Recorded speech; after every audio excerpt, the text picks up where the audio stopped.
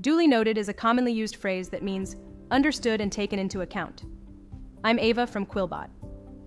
Let's take a look at this phrase, what it means, and how to use it correctly. The phrase duly noted is made up using the adverb duly, meaning in the correct manner, and the verb noted, meaning acknowledged. So, duly noted means correctly understood or properly acknowledged.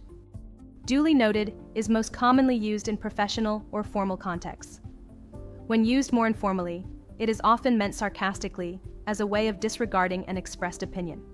For example, in the sentence, "Your comments have been duly noted," the phrase is used sincerely.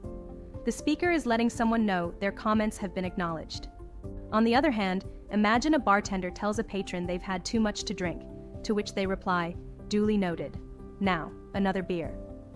This is a sarcastic use of duly noted, showing the patron doesn't agree with the bartender's opinion. The only correct way to spell this phrase is with duly, spelled D-U-L-Y. This comes from the adjective do.